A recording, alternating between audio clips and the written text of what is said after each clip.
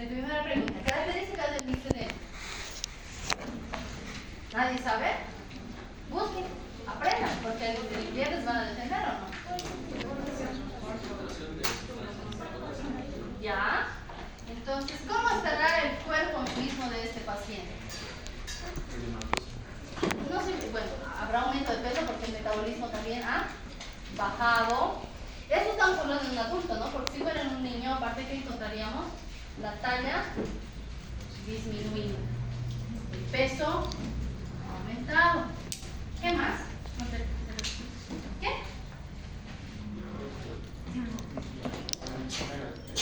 ¿Qué? No les escucho más. Ya, ahí es el factor de riesgo también. Discapacidad. Ya, justo eso decíamos, ¿no? O sea, no discapacidad como tal, sino disminución de las funciones cognitivas, que es diferente. Porque la discapacidad vamos a catalogar después de una evolución larga y de pronto tal vez alguien podría tener hipotiroidismo y no significa que toda la vida tenga una discapacidad, ¿no es cierto? Disminución del área cognitiva, sí. Entonces, justamente, acá he puesto lo que nos toca ver a nosotros son los factores hereditarios del hipotiroidismo endémico, cretinismo endémico. Entonces, vamos a recordar una vez más, como les estaba hablando, por eso, del sistema regulador, ¿no es cierto?, de las hormonas tiroideas. Como bien decían ustedes, primero tenemos, ¿desde dónde empieza a regularse? Va a liberar TSH y esta glándula tiroides tendría que producir T3, ¿ya? Pero puede haber anormalidades en cualquiera de este ciclo, desde la producción, la liberación o la producción y liberación de la tiroides o la sensibilidad por receptores, que es lo que han debido ver en fisiología. En todo esto, dependiendo de esto, vamos a ver que existe la clasificación. Han llevado también histología entonces de glándula tiroides, ¿no? Bueno, ya deben saber qué tipo de células hay, qué funciones cumplen. Células foliculares. Realmente ya hay cosas que cuando no se pueden tienen que repasar. Ahora a ver, el hipotiroidismo congénito. Las alteraciones tiroideas no son raras durante el embarazo y del 2 al 2.5 se van a presentar, ¿ya? Está asociado a abortos, a preeclampsia, bajo peso, hipertensión gestacional, muerte en útero, y los efectos más importantes que puede tener son alteraciones neurológicas y retraso mental. ¿Qué se llama en los niños que encontramos un hipotiroidismo congénito y que no hemos tratado? ¿Qué? Cretinismo, ¿no es cierto? Ya llevado, entonces esos términos tienen que quedar muy claros. ¿Por qué será importante detectar esas anomalías?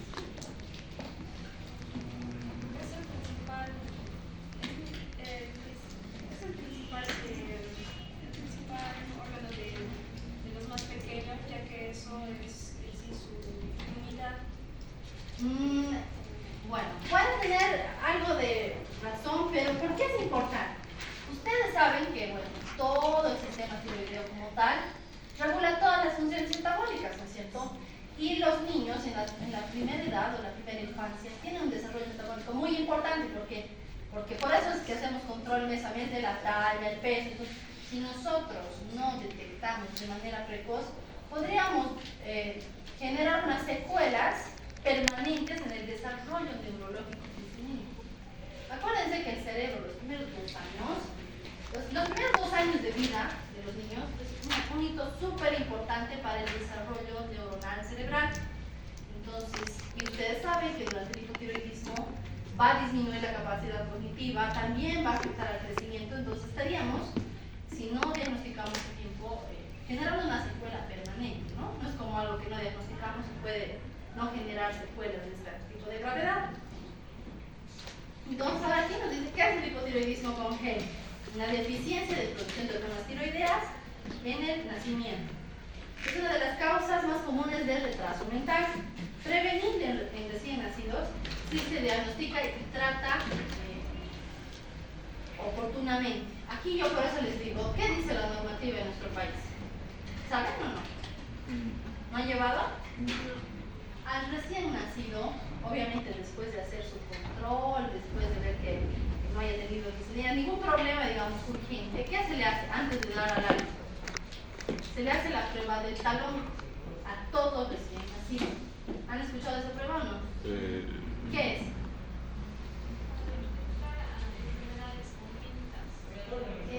Sí, pero en nuestro país generalmente ¿qué hacen? Toman sangre de talón, de sangre capilar, por decir así, entonces, y esa sangre mandan a analizar para ver cuáles son los niveles justamente de TSH, T3 y T4, para ver si ese niño no tendría ese riesgo. ¿Por qué?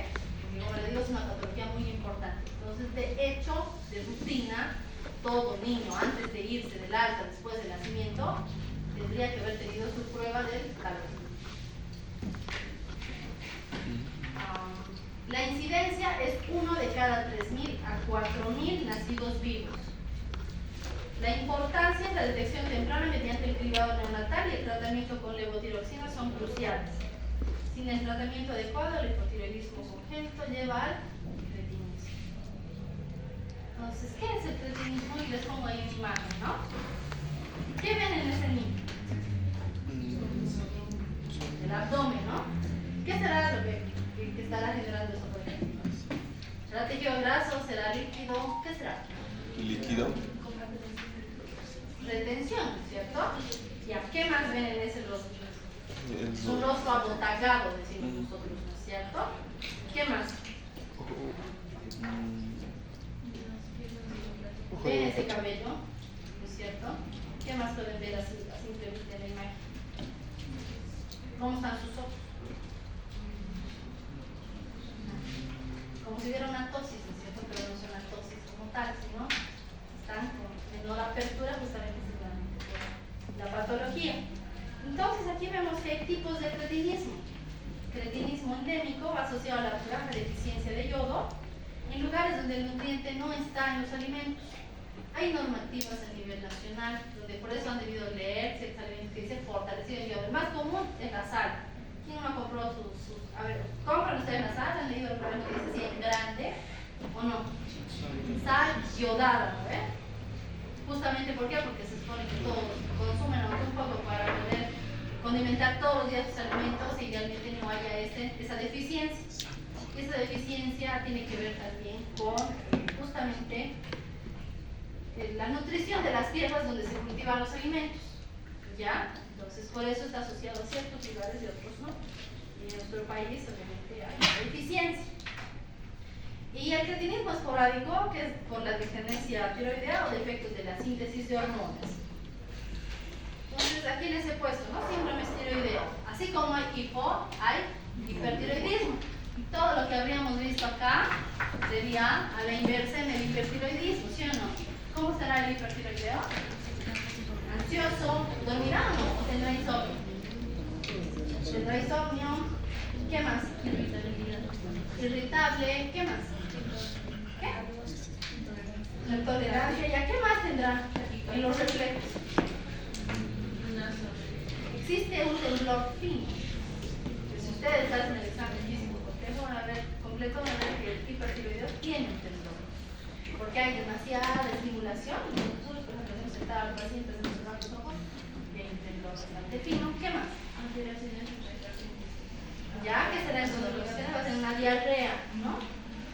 Esa sería una diarrea de causa funcional, no infecciosa, ¿no? ¿Qué más? Sudoración, ¿qué más? ¿Cómo estarán los signos vitales? Ya, taquicardia, ¿qué más tendrá? ¿Sabes? Ya. A veces incluso la temperatura podrá estar un poco más elevada sin haber ningún recurso infeccioso, ¿cierto? ¿Qué más? Ya, estará adelgazado, ¿qué más? Fatigado, ¿ya? Ya. ¿Qué más? ¿Qué? No, eso está más asociado al hipo, ¿no es cierto? Pero ¿cómo estarán los cabellos y las uñas de este paciente? También van a estar por otra fisiopatología, también van a estar ¿qué? Uñas frágiles, quebradizas, el cabello quebradizo. ¿Ya? Entonces eso, en ambos el examen físico es crucial. Pero por eso les he dicho, ¿se acuerdan la primera clase? Los ojos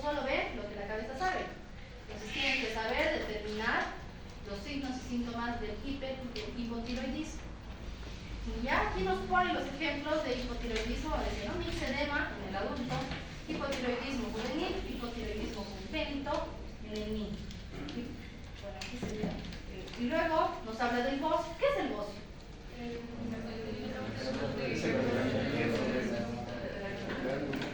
¿Una hiperplasia o una hipertrofia? Ya llevó términos, ¿no? Eso llevaron otros eventos. ¿Es hiperplasia o es hipertrofia? ¿Seguros? Yo les voy a preguntar ese día, les voy a investigar. Ya tienen que relacionar todo lo que ven. Entonces, ¿y cómo saben que alguien tiene bocio? Porque hay grados, ¿no es cierto? ¿No? Ya, la palpación. Entonces, ¿qué más? Hacemos las tres maniobras hemológicas, ¿no? Desde la inspección, palpación. ¿Y cómo palpamos? La manita. ¿Cómo debería estar el cuello? Tendido, ¿no es cierto? Porque hay maniobras. Y luego vamos palpando. Idealmente, si ustedes se palpan, a ver, pálpense. La idea es que sepan, ¿no? Entonces, a ver, pálpense. ¿Sienten o no sienten su tiroides? Normalmente casi no se siente muy pequeño. A ver, ustedes tóquense, la idea es que lo aprendan. A ver, todos palpando su tiroides. No hay. ¿Qué? ¿Siente alguien o no? La glándula. ¿Sí? Y siente todo, digamos, el contorno de la glándula. Entonces habría que hacer un control, ¿no? Porque normalmente... Qué Claro, huevo. te lo digo porque normalmente se sienten pequeñas partes, pero practiquen. Mientras más practican algo, más se les va a hacer que es común y que no. Entonces van a sentir que se puede. Así, muy sutilmente, pero no se siente todo el dolor. Entonces, primero habría que ¿O qué fue? determinar Ya si salí. una patología tiroidea con o sin voz, porque muchas patologías tiroideas van a venir también sin voz. Se ha salido. ¿Ya? Y en el hipertiroidismo, ¿qué vamos a encontrar? Bocio tóxico, enfermedad de Graves, Basedov, en la tiroides hiperfuncionante, la hipertiroidosis, la adenoma tóxico y el bocio exoptálico. ¿Han visto una imagen del bocio exoptálico? ¿No? ¿No han visto cómo es la fase de la enfermedad de Graves? Donde los ojos son sumamente saltantes. Eso nunca deben sonar. Si ya ven entrar un paciente con ojos que son así saltantes, ¿qué deberían pensar?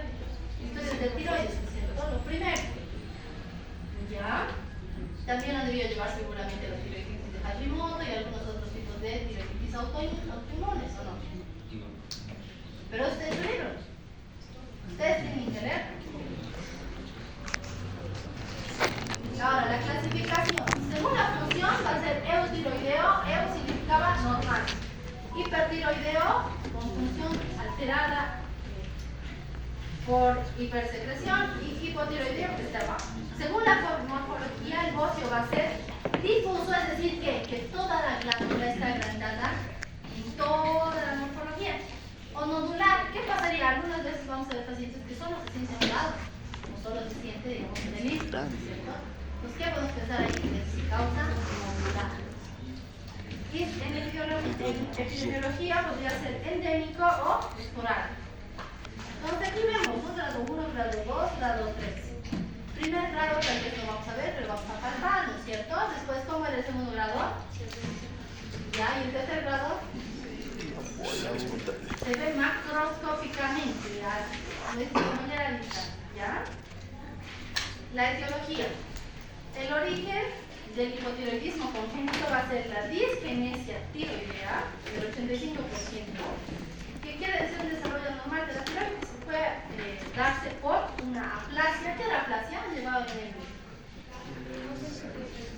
ausencia, ¿ya? Que también se conocía como agenesia, ¿no es cierto? El término, ¿te acuerdan o no? ¿Ya? La hipoplasia, ¿qué significaba? Estaba mucho más pequeño de lo normal, ¿cierto? Desarrollo incompleto. Y la ectopía. ¿Qué era ectopía? Su compañero. ¿Usted? ¿Qué era ectopía? ¿No se acuerdan los términos de Elio? Ectopía. Exactamente. Localización fuera de lo normal. Por eso han debido llevar riñón ectópico, que está en otro lugar. Y así con múltiples órganos podemos ver que está en otro lugar. ¿Y dónde se da eso? En el desarrollo embrionario y fetal, ¿cierto? Entonces, la localización ectópica más frecuente sería en la base de la lengua.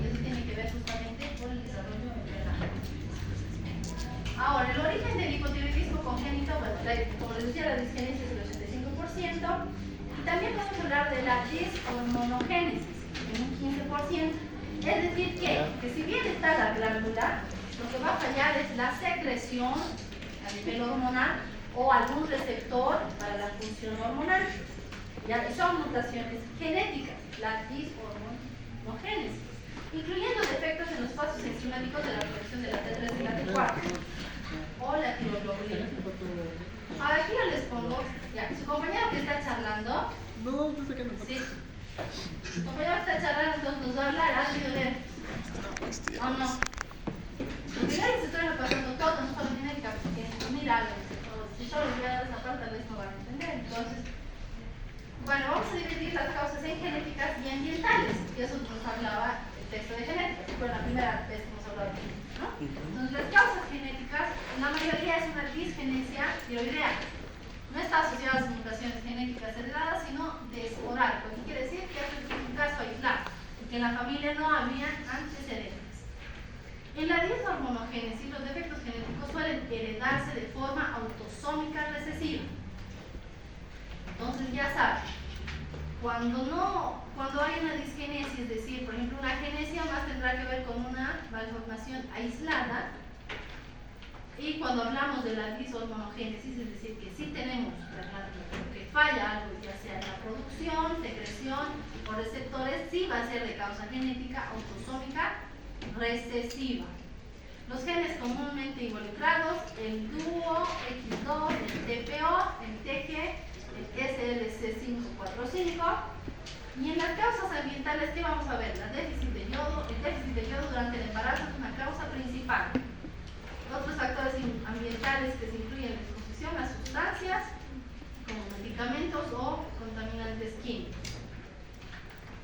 El hipotiroidismo es la situación resultante de la disminución de la actividad biológica de las hormonas a nivel tisular, bien sea por la producción deficiente o la resistencia a la acción en los tejidos diáneos, alteración del transporte o del metabolismo. Y aquí vemos, ¿no?, cuál es la forma en la cual se dan cada tipo de hipotiroidismo, o sea, dónde encontramos la falla. Número 1, el primario, ¿dónde era? En la glándula tiroides. Hipotiroidismo secundario, ¿dónde? ¿Y en la? ¿Dónde está la imagen? ¿Qué es esta parte? ¿Qué es esto? ¿Ya han llevado el neuranato o no? Ya es la adeno, ¿no es cierto? ¿Y la terciaria? ¿En la? Ya. Entonces vemos que hay 3 en realidad, ¿no es cierto? Entonces, ahora aquí les he puesto unas imágenes. ¿Por qué les he puesto esta imagen? Ya debió ver la cara botacada, la lengua perdida. ¿Qué más vemos en este paciente? ¿Cómo está su piel? ¿Qué se llama ese término? Ajá. Entonces, el hipotiroidismo congénito primario es la causa más frecuente de las alteraciones endócrinas del recién nacido, con una incidencia de cada 3.000 a 3.500 recién nacidos. Alrededor del 90% son hipotiroidismos permanentes y el resto transitorio. Es decir, 10% vamos a encontrar, vamos a estudiar y se va a autorresolver las primeras 2 semanas, pero el 90% no. Entonces, ese 90% es el que nos interesa, ¿no es cierto?, por la evolución prolongada y las secuelas que pueda dar. La hipertrofia es multifactorial y la mayoría de los casos se desconoce cuál ha sido la causa. Entonces les pongo aquí como es multifactorial, existen algunos factores como la disgenesia tiroidea, alteraciones de la hormonogénesis, que corresponden al 90% y en frecuencia van a afectar más al sexo femenino. Como hemos visto ya hace rato, en las alteraciones morfológicas podría haber una agenesia, una hipoplasia, una ectopía. ¿Dónde es el lugar más común que les he dicho de ectopía? Ya hemos visto hace mucho. El que está durmiendo ahí atrás, por favor. Usted, señorita. ¿Cuál es la ubicación de ectopía más frecuente? En el caso de los bebés es la lengua. ¿Ya? ¿Y qué se llama? ¿En qué conducto podría estar, por ejemplo? ¿Qué conducto? Que desarrollamos teóricamente. ¿Qué les he dicho? ¿Qué se llama? El tubo neural. ¿Qué? No, el tubo neural tiene que ver con la formación del sistema nervioso central, ¿o no? No se acuerdan de ese Macrobiología. Había un conducto llamado gloso, ¿cierto? No se acuerda. Eso ya llevó hace tiempo, que justamente por ahí decidía hacer las estructuras de ejercicio diferenciado. La lengua, la tiroides, entonces podría estar en esa ubicación del conducto hipogloso. Pero si han visto, chicos, entonces yo ya pienso que se acuerdan. ¿O no están acordados? ¿Ya? Y bueno, la agenesia de la glándula. ¿Qué será? A ver, si sabemos términos, vamos a poder decir si incluso antes de resultado. ¿Qué será agenesia? ¿Alguien o nada? Solamente determinar un lado de la cabeza. Exactamente, ¿no? Un solo lado. Falta el otro lado. Y aquí les he puesto, ¿no? Una tabla para que veamos del tiroidismo primario, las causas permanentes, transitorias. ¿Y qué podemos ver en permanente? La disgenesis, porque si no hay el órgano, vamos a tener que hacer una suplementación de hipogritación, ¿no? ¿Ya? Si hay una dishormonogénesis, también es cierto, porque aunque haya la glándula, si no ha funcionado en el orden, no va a funcionar en el tipo de, por ejemplo, de absorción, de producción. Y aquí les he puesto génesis. Entonces, idealmente, obviamente no les debe pedir que se acuerden todos, porque la realidad es que uno no se acuerda, pero por lo menos tenemos que saber cuáles hay. Ya, entonces he puesto aquí una lista de efectos de la iodación y entre las causas de hipotiroidismo primario, transitorio y iatrogénico, exceso de yodo, drogas antitiroideas, déficit de yodo, inmunológico, podría ser que la mamá cursa con alguna enfermedad autoinmune que puede dañar la tiroides, ¿no es cierto? Y una vez que ya nace el niño, ya no está con ese estímulo. Las primeras semanas le tardará en hacer homeostasis, pero va a llegar a una homeostasis y se va a volver a producir. Eso sería una causa transitoria. ¿Ya? Y las causas de hipotiroidismo hipotálamo hipofisial. De tipo central, las causas permanentes será cuál? Déficit hormonal, deficiencia aislada de la TSH aislada, aquí les he puesto los genes. El panhipopituitarismo, ¿qué es eso, jóvenes? ¿Qué es eso? A ver, analizando solamente los términos. Pan significa todo, ¿cierto? En global. Hipopituitarismo, ¿qué quiere decir? Que hay una deficiencia de todas las hormonas de que tienen que ver con la pituitaria. ¿Ya? Y aquí les he puesto algunos genes. Bueno, las causas transitorias será el recién nacido prematuro. Recién nacido hijo de madre hipertiroidea con enfermedad de Graves. Por eso les digo, algunas causas transitorias podrían residir en la madre, que tiene una patología tiroidea, que como a través de la vía placentaria está recibiendo estímulos, ese niño tenga una normalidad y una vez que esté extraútero pueda regularizarse, ¿no? Y el hipotiroidismo periférico, síndrome de resistencia a las hormonas tiroideas, defecto de transporte de hormonas tiroideas y el defecto de hormonas tiroideas. El hipotiroidismo adquirido. El primario será deficiencia de yodo, que es el que conocíamos como endémico, que les explicaba hace un ratito. La tiroiditis puede aparecer en cualquier etapa de la vida. ¿Qué significa tiroiditis? Que puede ser aguda, subaguda y crónica inmunitaria.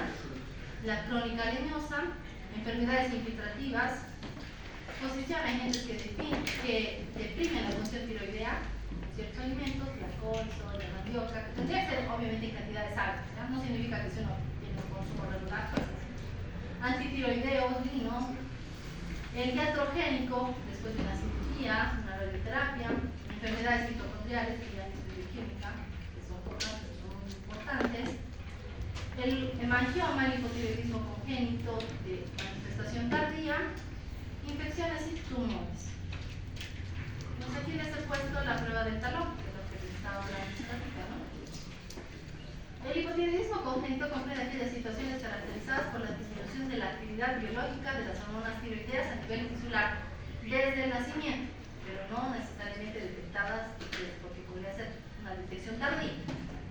Así como realizamos la prueba del talón, idealmente hacemos gotear el contenido sanguíneo en un tubo y luego eso se analiza. ¿Y qué vemos aquí? Después igual otra vez la clasificación, que puede hacer el hipotiroidismo aislado, es decir, como una patología sola, de origen primario, secundario y terciario, o sindrómico, que podría ser parte de alteraciones. ¿Te acuerdas cuáles nos daban síndrome? ¿Alteraciones génicas o cromosómicas?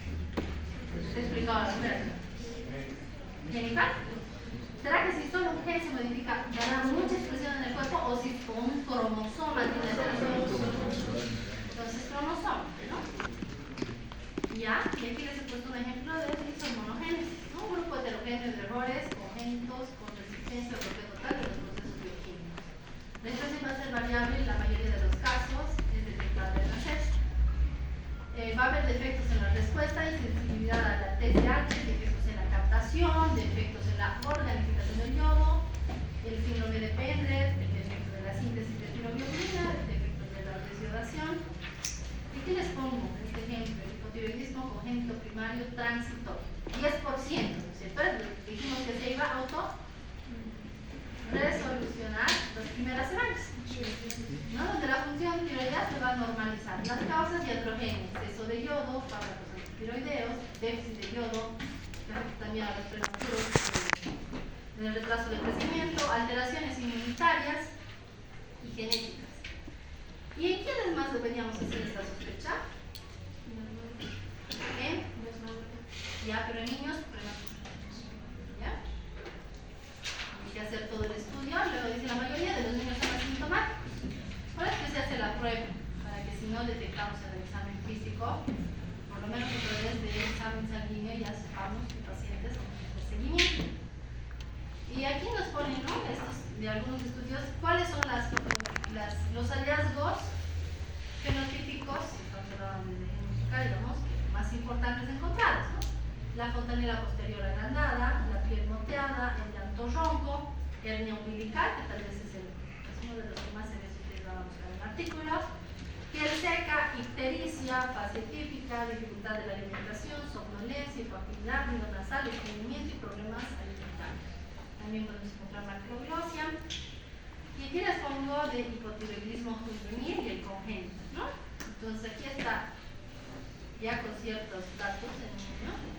Y aquí en el crecimiento, donde vamos a ver que el niño va a tener déficit de su crecimiento, podemos ver llamativamente cómo está el abdomen.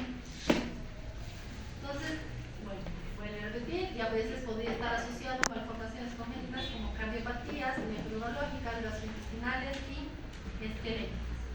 Aquí hay un cuadro donde nos dice, ¿no? Un valor superior de 4 sería sugestivo. Y justamente lo que les mencionaba, que es un examen físico completo. Acá igual. También, ¿en qué va a afectar el hipotiroidismo a nivel óseo? A los huesos ¿Qué huesos? Crecimiento longitudinal. Ya. ¿Qué más? ¿Qué? La maduración del hueso. ¿Maduración será? ¿Qué será? El crecimiento y desarrollo, ¿no es cierto? Ya.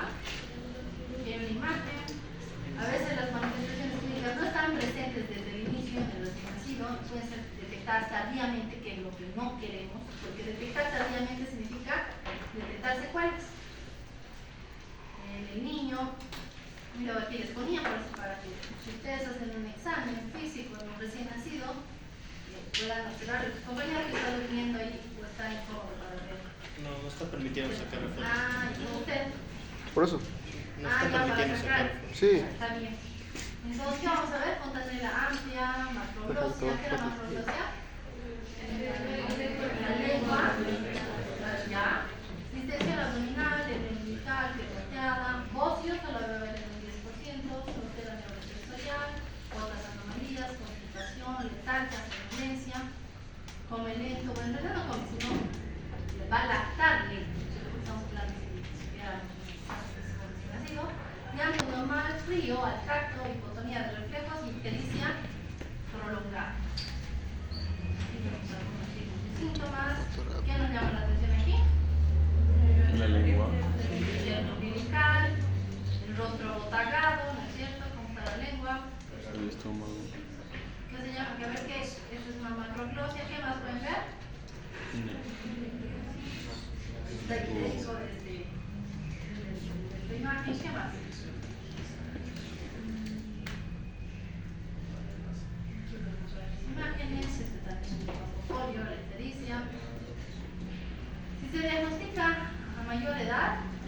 va a dar más complicaciones, ¿no? Falla del crecimiento, pérdida del coeficiente intelectual, ataxia, poca coordinación, hipotonía, trastorno del lenguaje, déficit de atención, estrabismo, sobre la neurosensorial.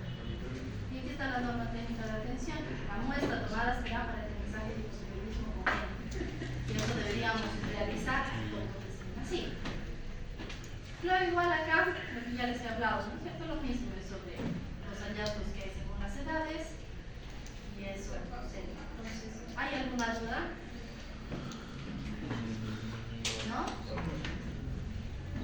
Hablen ahora, callen para siempre.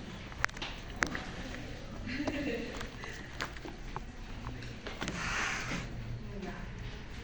Entonces, en base a eso van a relacionar su caso clínico. ¿Ya? Van a relacionar les he dado una lista muy grande de ejemplos, por lo menos dominen algunas que podría tener relación con el caso clínico. Y también los hallazgos del examen físico, eso es muy importante, ¿no? ¿Todos los pacientes de los casos clínicos son adultos? ¿O hay algún paciente niño? ¿Nadie? ¿Ninguna es embarazada?